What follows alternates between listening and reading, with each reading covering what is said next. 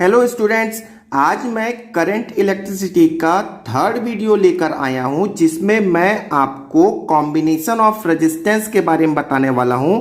जैसा कि आपके सिलेबस में एसीएफ के सिलेबस में लिखा हुआ है प्रतिरोधों का संयोजन एवं आंकिक प्रश्न, तो इससे रिलेटेड मैं कुछ न्यूमेरिकल्स भी कराने वाला हूं।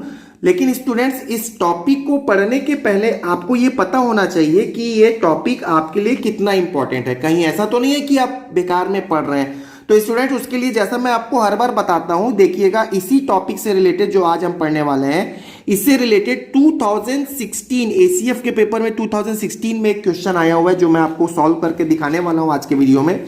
2016 में ही एक और क्वेश्चन आया है, मतलब 2016 में आप देख सकते हैं, आप यदि देखेंगे तो दो क्वेश्चन आए हुए हैं। आज के वीडियो का जो टॉपिक है उससे रिलेटेड 2017 में क्वेश्चन नहीं आया है। हालांकि ये टॉपिक क्योंकि बड़ा है, इससे रिलेटेड क्वेश्चन 2017 में है, तो 2016 में जो मैं आज वीडियो कराने वाला हूं तो उससे 2016 में क्वेश्चन आए हुए हैं। तो आपको इस टाइप की बातों को समझते हुए अपना एसीएफ का प्रिपरेशन करना चाहिए। तो मैं हमेशा भी सजेस्ट करता हूं कि यदि आपके पास में समय कम है तो आप उन्हीं चीजों को फोकस करें जो टॉपिक आपके एग्जाम के लिए इंपॉर्टेंट हैं। चलिए स्टार्ट करते हैं वीडियो को और ये समझते हैं कि आखिर कॉम्बिनेशन ऑफ रेजिस्टेंस क्या होता है। तो डियर स्टूडेंट्स, आपने 10th में पढ़ रखा होगा, ये बहुत ही सिंपल है। लेकिन मैं आपको डायरेक्टली कुछ इंपॉर्टेंट बातों पे ही फोकस करूंगा क्योंकि बहुत बेसिक बात मैं आज डिस्कस नहीं करता हूं, क्योंकि बेसिक बातें आपको पता होगा। ठीक है, तो without wasting our time just we start our video. ठीक है, तो ओम्स लॉ आपको पता ही है, मैंने प्रीवियस वीडियो में बता रखा है। जैसा कि मैंने कहा कि ये मेरा थर्ड वीडियो है, तो फर्स्ट और सेकंड वीडियो आप जरूर देख लें। ठीक है, तो ओम्स लॉ होता है वोल्टेज मतलब potential difference is directly proportional to current, और इसके कारण मैंने एक कांस्टेंट लगा लिया जिसको हम बोलते हैं रेजिस्टेंस या प्रतिरोध। एक्चुअली मैं प्रतिरोध का मैं आपको थोड़ा सा एक डेली लाइफ में एक एग्जांपल बता देता हूं जो आपको यहां पर समझने में हेल्प करेगा। आपने फैन का रेगुलेटर तो देखा ही है, पंखे का रेगुलेटर। तो यदि आप फैन का रेगुलेटर भी एक प्रकार का रेजिस्टेंस है, आप फैन का रेगुलेटर बढ़ाते हो तो फैन का स्पीड बढ़ जाता है। तो रेगुलेटर से आप यदि बढ़ाते हैं तो क्या हो जाता है, रेजिस्टेंस कम हो जाता है, तो करंट ज्यादा फ्लो होने लगता है जिससे फैन जल्दी जल्दी घूमने लगता है। वही यदि कम कर दे, रेगुलेटर को कम कर दे, तो फिर रेजिस्टेंस क्या हो जाता है, बढ़ जाता है, करंट का फ्लो धीरे हो जाता है जिससे फैन की स्पीड में कमी आती है। तो एक्चुअली में यही है रेजिस्टेंस, वायर में कितना करंट फ्लो करवाना है ये इस बात पे निर्भर करता है कि आप रेजिस्टेंस को कितना कंट्रोल कर रहे हो। आप यदि प्रतिरोध को बढ़ा दोगे तो वायर में करंट धीरे फ्लो होगा, जैसे धीरे फ्लो हो गया तो पंखा का स्पीड, फैन का स्पीड धीरे घूमने लगेगा। तो ये सिंपल सा एग्जांपल है। तो इसी रेजिस्टेंस को हम क्या करते हैं, कंट्रोल करते हैं। कैसे कंट्रोल करते हैं स्टूडेंट्स, कॉम्बिनेशन से। यदि कॉम्बिनेशन, देखो कॉम्बिनेशन मतलब एक रेजिस्टेंस, दो रेजिस्टेंस, तीन रेजिस्टेंस एक साथ लगा दिया तो उसके प्रभावी रेजिस्टेंस में कुछ ना कुछ फर्क पड़ेगा जिसको हम इक्विवेलेंट रेजिस्टेंस कहते हैं। तो स्टूडेंट्स ये देखते हैं कि आखिर रेजिस्टेंस को कंबाइन करने के कितने ऑप्शन है। तो मेरे पास में रेजिस्टेंस को कंबाइन करने के दो ऑप्शन है। ऑप्शन नंबर 1 है कि मैंने कैसे लगा लिया स्टूडेंट्स, सीरीज में लगा लिया।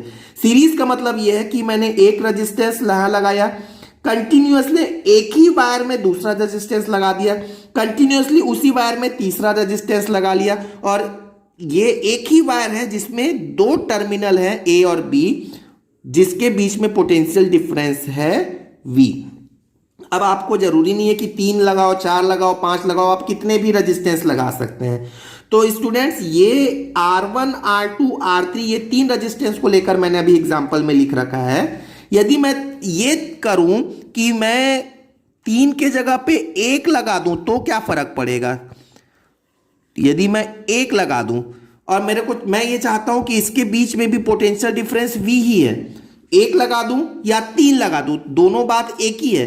लेकिन हां, अब ये जो 1 लगाया हूं ये कितना होना चाहिए, तो ये होना चाहिए R1, R2 और R3 के योग के बराबर।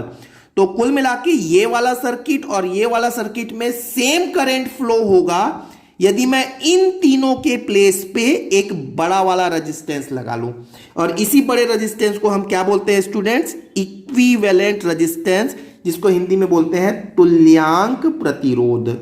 तो आपको यहां तक की बातें समझ में आ गई, ठीक है। तो सीरीज में यदि आप लगाते हैं, सीरीज में यदि लगाते हैं या एक ही वायर में रेजिस्टेंस लगाते हैं, तो उसका तुल्यांक रेजिस्टेंस की बात करें तो वो डायरेक्टली जुड़ जाता है, ठीक है। करंट, यहां से जो करंट फ्लो हो रहा है, ये करंट यहां से भी फ्लो होगा, ये करंट यहां से भी फ्लो होगा, ये करंट यहां से भी पास होगा, ठीक है। मतलब सीरीज में क्या सेम रहता है? करंट सभी प्रतिरोधों में सेम रहता है। क्लियर हो गया स्टूडेंट्स? अब अगली बात करते हैं, ठीक है। वोल्टेज जो है ये बट जाता है। मान लो कि यहां पर मैंने कुछ वोल्टेज लगा रखा है, दो टर्मिनल है और ए और बी के बीच में 10 वोल्ट लगा रखा है। मान लो 10 वोल्टेज लगा रखा है, मैं न्यूमेरिकल में तो इसको कराने ही वाला हूं। तो इस 10 वोल्ट का कुछ भाग इधर चला जाएगा, कुछ भाग इधर चला जाएगा, कुछ भाग इधर चला जाएगा। कुल तो 10 रहेगा लेकिन कुछ इधर बट जाएंगे, ठीक है।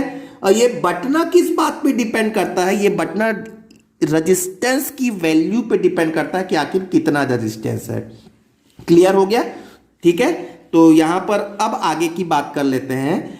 यदि आप सीरीज में लगाते हैं तो रेजिस्टेंस बढ़ता है। तो जैसा कि मैंने कहा ना स्टार्टिंग में, जो एग्जांपल बताया ना कि कॉम्बिनेशन किया रेजिस्टेंस को, यदि आपको करंट को कंट्रोल करना है, यदि आप चाहते हो कि करंट कम फ्लो हो, तो रेजिस्टेंस को सीरीज में लगा लो, ठीक है ना। जैसे देखो ये तो जुड़ ही रहा है ना, R1 R2 R3 ये सब जुड़ रहा है। अब जुड़ेगा तो रेजिस्टेंस बढ़ेगा ना। तो यदि रेजिस्टेंस बढ़ेगा तो करंट में कमी आएगी। तो ये हमारा, देखो आप करंट इलेक्ट्रिसिटी पढ़ रहे हो ना, तो अपने आप को एक इलेक्ट्रीशियन समझ के यदि आप काम करोगे ना, तो आपके लिए भी अच्छा होगा, समझने में आसानी होगी। क्योंकि आपको ये चीजें याद नहीं करनी। कभी भी पढ़ाई को आप याद मत करो, चीजों को महसूस करो, फील करो, डेली लाइफ से रिलेट करो, तो आपको हर चीज समझ में आने लगेंगी। तो स्टूडेंट्स यहां पर जैसे मैंने बताया कि यहां पर कुछ वोल्टेज ड्रॉप होगा। सपोज मैंने V1 लिख लिया, यहां V2 लिख लिया और यहां पर V3 लिख लिया। तो मैं यहां पर यह कह सकता हूं कि V इज इक्वल टू क्या हो जाएगा? V1 plus V2 plus V3 हो जाएगा। क्लियर हो गया? तो एक्चुअली मैं इसका जो न्यूमेरिकल करेंगे ना, तब आपको बहुत आसानी से समझ में आने लगेगा और बहुत मजा आएगा इसके न्यूमेरिकल्स को डील करने में। चलिए अब हम ना कुछ पैरेलल रेजिस्टेंस के बारे में बात कर लेते हैं। पैरेलल रेजिस्टेंस, पैरेलल कॉम्बिनेशन क्या होता है? तो स्टूडेंट्स यहां पर ये रेजिस्टेंस जो 3 रेजिस्टेंस है, 3 से ज्यादा भी हो सकता है, ये मैंने पैरेलल में लगा दिया, एक साथ समांतर में लगा लिया। तो जब यहां पर सेम वही सब पूरी कहानी वही है, जब यहां से करंट आई फ्लो होता है तो वो यहां से आया आया आया और यहां पर आके वो बट जाएगा। यहां से बढ़ गया, I1 इधर चला गया, I2 इधर चला गया और I3 इधर चला गया। हाँ, लेकिन मैं ये कह सकता हूं कि I is equal to I1 plus I2 plus I3। तो क्या समझा आपने?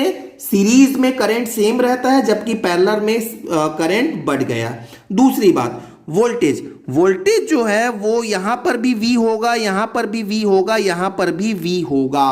क्लियर हो गई बात? ठीक है, मतलब वोल्टेज सेम रहता है, पैरेलल में वोल्टेज सेम रहता है। अब नाउ यदि इन 3 को जब मैंने पैरेलल में लगा रखा है, इसके जगह पर मैं यदि एक ही रेजिस्टेंस लगा लूं स्टूडेंट्स, ये A पॉइंट है और ये B पॉइंट है, और इसके प्लेस पे मैं यदि एक ही रेजिस्टेंस लगा लूं, तो फिर यहां पर R जो है वो कितना होगा? यदि इन 3 के प्लेस पे यदि मैं एक ही रेजिस्टेंस लगा लूं, तो फिर R कितना होना चाहिए? तो ये R होता है students 1/R is equal to 1/R1 plus 1/R2 plus 1/R3। तो ये आप लर्न कर लें, ये सिर्फ लर्न कर लो, देख लो। अभी मैं आपको इतनी अच्छी बात बताने वाला हूं कि बड़ा मजा आएगा आपको इसको सॉल्व करने में। बट ये बात तो आप समझ लो कि करंट क्या हो जाता है? बट जाता है, वोल्टेज सेम रहता है और रेजिस्टेंस कम हो जाता है। स्टूडेंट्स याद रखोगे, यदि आपको रेजिस्टेंस कहीं पर कम करना है तो रेजिस्टेंस को कहां लगा दो? पैरेलल में लगा दो। यदि रेजिस्टेंस कम होगा तो करंट ज्यादा फ्लो होने लगेगा। चलिए अब आप ना इसको कभी भी सॉल्व करने की कोशिश मत करो। मैं आपको एक अच्छी बात कह देता हूं ताकि आपके लिए बहुत आसान हो जाए। यदि आपके पास में 2 रेजिस्टेंस है, R और R दोनों सेम है, और पैरेलल के, अभी पैरेलल की बात कर रहे हैं, यदि R और R रेजिस्टेंस पैरेलल पे लगे हैं तो इसका इक्विवेलेंट होता है R/2। याद रखो, अरे बहुत सिंपल, देखो बस सुनो आप ध्यान से। यदि 2 रेजिस्टेंस R और R पैरेलल में है तो ये इसका इक्विवेलेंट क्या हो जाएगा, R/2, तुल्यांक क्या हो जाएगा, R/2।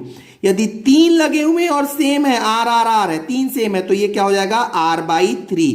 बस सुन लो, अपने आप याद हो जाएगा आपको, ठीक है। देखो अब अगली बात देखो, यदि 2 रेजिस्टेंस लगा हुआ है R और R/2, तो इसका इक्विवेलेंट कितना हो जाएगा स्टूडेंट्स, R/3 हो जाएगा। यदि आपके पास में 2 रेजिस्टेंस है R और R/2, तो इक्विवेलेंट क्या हो जाएगा, R/3। दिख रहा है ना, कम हो गया, डिवाइड कर दिए तो कम हो गया, ठीक है। यदि आपके पास में है R/n, अब ये n क्या है, क्या होता है, अभी पूरी बातें मैं समझाता हूं, तो ये इक्विवेलेंट क्या हो जाएगा, R/n+1। क्लियर हो गया। चलिए अब इसको एग्जांपल से देखते हैं। यदि आपके पास में 2 रेजिस्टेंस है, 5 ओम और 5 ओम का, ये देखो ये वाला एग्जांपल 5 ओम का है, 5 ओम का है, तो इसका इक्विवेलेंट रेजिस्टेंस कितना हो जाएगा स्टूडेंट्स, 5/2। डायरेक्टली आप करो, डायरेक्ट चुटकियों में बनता है। जैसे आप यही वाला फॉर्मूला लगा लो, इक्विवेलेंट के लिए क्या बोलते हो आप, 1/r इज इक्वल टू क्या बोलोगे, 1/5 + 1/5, और 5 का एलसीएम कितना होगा, 5, यहां कितना हो जाएगा, 2। देखो सॉल्व करोगे तो यही आ जाएगा 1/r। तो r की वैल्यू कितनी हो गई स्टूडेंट्स, 5/2 हो गई कि नहीं। एग्जांपल से समझ में आया आपको। चलिए आप देखना, यदि यहां पर यदि 5 5 5 है तो 5/3 हो जाएगा, तो ये भी समझ में आता है। चलो ये वाला देखो, इसका एग्जांपल देखो, यदि आपके पास में 2 रेजिस्टेंस है 4 और 2, देखो ये है 4 और ये है 4/2, 2 को मैं क्या लिख सकता हूं, 4/2 लिख सकता हूं। तो कितने गुने का डिफरेंस है स्टूडेंट्स, 2 गुने का डिफरेंस है। तो आप यहां पर क्या कर लो, 4/2 का कितना हो जाएगा, 4/3 हो जाएगा। क्लियर हो गया। चलिए यदि आपको ये तीनों एग्जाम्पल पे भी ध्यान नहीं देना है तो आप इसको देख लो, ठीक है। R और R/n है, ठीक है। यदि देखो मैं R के प्लेस पे लिखता हूं, देखो यहां ऐसा लिख लेते हैं, यदि मैं बोलता हूं कि मेरे पास में एक है 20 ओम का रेजिस्टेंस और एक है 5 ओम का रेजिस्टेंस, इसमें कितने गुने का डिफरेंस है, तो 4 गुने का डिफरेंस है। 5 × 4 20 होता है ना, तो 20 गुने का डिफरेंस है। तो यहां पर R इक्विवेलेंट क्या हो जाएगा स्टूडेंट्स, 20, जो बड़ी वैल्यू है। देखो R/n, n के जगह पे कितना है, 5। देखो इस 5 को मैं क्या लिख सकता हूं स्टूडेंट्स, 20/4 लिख सकता हूं कि नहीं। तो ये हो गया R और ये हो गया R/n। तो इसका इक्विवेलेंट क्या होगा स्टूडेंट्स, R/n+1, मतलब 4 + 1 मतलब 5, मतलब ये हो जाएगा 20/5 मतलब कि 4। अब आपको यदि इसको प्रूफ करना है तो आप यहां से देख लो, ये वाला फॉर्मूला अप्लाई कर लो और खुद से समझ लो क्या होगा। देखो यदि 20 और 5 आपके पास में, तो 1/20 + 1/5, एलसीएम कितना होगा स्टूडेंट्स, यहां होगा 20। तो 20 को 20 से डिवाइड करें 1, और यहां पर 20, 4 को यहां से डिवाइड करें तो 4, तो आ गया ना 5/20। और यदि आप इसको इन्वर्स करते हैं तो 20/5 मतलब 4 आ गया। तो आप सॉरी, आपके लिए याद करने के लिए क्या हो गई बात, R का R/2, R/2 का R/3, R/n का R/n+1। आपको यहां पर यह देखना है कि बड़ा रेजिस्टेंस और छोटे रेजिस्टेंस में कितने गुने का फर्क है। फिर आपको ये फॉर्मूला लर्न करने की जरूरत नहीं है, कभी भी अप्लाई करने की जरूरत नहीं है। आपको 2 रेजिस्टेंस पता है, वो कितने गुने का डिफरेंस है वो पता है, तो पैरेलल में आप आसानी से काम कर सकते हैं। अब ACF का आया हुआ क्वेश्चन करते हैं, देखिएगा। देखो बहुत सिंपल क्वेश्चन, यदि किसी त्रिभुज की प्रत्येक भुजा पर 2 ओम का प्रतिरोध जुड़ा हो, तो ये एक त्रिभुज लगा लो, इस त्रिभुज के प्रत्येक भुजा पर कितना रेजिस्टेंस है, 2 ओम का है, और यहां पर भी 2 ओम का है, और यहां पर भी स्टूडेंट्स 2 ओम का है, ठीक है। तो किन्हीं 2 सिरों के बीच कुल प्रतिरोध का मान कितना होगा, तो एक सिरा ये ले लेते हैं और एक सिरा ये ले लेते हैं, ठीक है। तो जिन बच्चों को हिंदी में प्रॉब्लम है वो इंग्लिश में भी प्रॉब्लम को देख सकते हैं, आपके पास में क्वेश्चन तो मिल ही जाएगा। वैसे हिंदी में तो मैं आपको समझा ही रहा हूं क्वेश्चन क्या है। तो क्वेश्चन ये है, एक ट्रायंगल है, सब में प्रतिरोध लगे हुए हैं, रेजिस्टेंस लगे हुए हैं 2-2 ओम के, और आपको किसी भी 2 बिंदु के बीच में इक्विवेलेंट रेजिस्टेंस ज्ञात करना है। तो स्टूडेंट्स आप खुद सोचो, ये वायर से मैं यदि एक पॉइंट ले लिया, एक पॉइंट लिया ए से मैं यदि आगे बढ़ता हूं तो यहां से मैं घूम गया, मतलब ये दोनों वायर, दोनों रेजिस्टेंस एक ही है, मतलब ये 2 और ये 2 वाला ओम किस में लगा हुआ है, सीरीज में। तो सीरीज में क्या होता है, जुड़ जाता है। तो सीरीज में यदि जुड़ गया तो 2 2 का कितना हो गया स्टूडेंट्स, 4। मतलब ये दोनों का कुल कितना हो गया, 4 हो गया। ठीक है, अब ये जो 4 वाला है वो इसके साथ में कैसा रहेगा स्टूडेंट्स, ये देखो ये आपका हो गया पॉइंट ए पॉइंट बी, और यहां पर कितना ओम लगा हुआ है, ये वाला मैं लगा लिया यहां पर 2 ओम। ठीक है, और इसके साथ में ऊपर में कौन सा लग गया है, अब ये जो दो थे उनके प्लेस पे मैंने 4 ओम लिख लिया। मतलब 4 और 2 किसमें है, पैरेलल में है। तो ये देखो r/2, 2 को मैं क्या लिख सकता हूं, 4/2 लिख सकता हूं ना। तो r/2 का डायरेक्ट आंसर क्या हो जाएगा स्टूडेंट्स, 4/3। आपको सॉल्व करने की जरूरत ही नहीं है, बहुत चुटकियों में बनता है, तो ये आंसर हो जाएगा। क्लियर हो गया, ठीक है। चलिए नेक्स्ट प्रॉब्लम देखते हैं। ये थोड़ा सा आपको ये वाला प्रॉब्लम देखिएगा, ये भी आया हुआ प्रॉब्लम है। जब r मान के n प्रतिरोध को समांतर क्रम में लगाने पर परिणामी प्रतिरोध x होता है। तो देखो आपने क्या लगा दिया, क्या लगाया स्टूडेंट्स, ये एक रेजिस्टेंस लगाया, ये एक रेजिस्टेंस लगाया, ये एक रेजिस्टेंस, बहुत सारे रेजिस्टेंस लगा दिए। किसका उसका रेजिस्टेंस की वैल्यू क्या है, r r r है। ठीक है, सारे किस में लगे हुए हैं स्टूडेंट्स, पैरेलल पे लगे हुए हैं। तो इसका जो रिजल्टेंट है, जो इसका इक्विवेलेंट है, वो कितना दिया हुआ है क्वेश्चन में, x दिया हुआ है। तो ये मैंने x लिखा। अब देखो देखो मैंने बताया ना r r का r/2 पता है ना, r r r का r/3।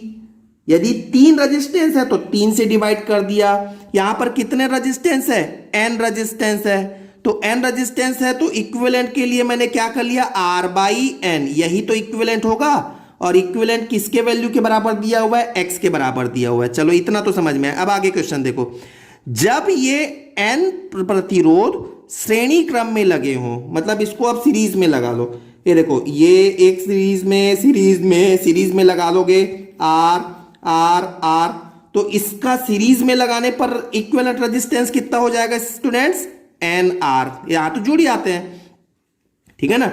इक्विवेलेंट रेजिस्टेंस कितना हो गया, ये हो गया इक्विवेलेंट रेजिस्टेंस। किसका है ये, सीरीज का NR। अब आपको पूछा है तो उसका कुल प्रतिरोध कितना होगा, तो ये सीरीज में यही है पूछा है, यही NR को पूछा है। तो आप एक काम करते हैं, जो ऑप्शन आपके पास में है ना वो NX MX, मतलब x के टर्म में दिया है। तो आप एक काम करो, सीरीज में तो हमारा यही आंसर है, ये मेरा आंसर है। लेकिन आंसर आने के बाद आपके पास में ऑप्शन में ऐसा कुछ है क्या, ऑप्शन में देखो x दिया हुआ है। तो आप इसको यहां से r को प्रतिस्थापित करो, यहां से r की वैल्यू निकालो, क्या हो जाएगा nx, और इसे यहां पर पुटअप कर दो। तो क्या हो जाएगा स्टूडेंट्स आंसर, n, r के प्लेस पे तुमने nx रख दिया, तो ये हो जाएगा n²x। क्लियर हो गई बात, बहुत ही सिंपल। नेक्स्ट प्रॉब्लम करते हैं स्टूडेंट्स। आपका इस प्रॉब्लम करने से काफी सारा कॉन्सेप्ट क्लियर हो जाएगा।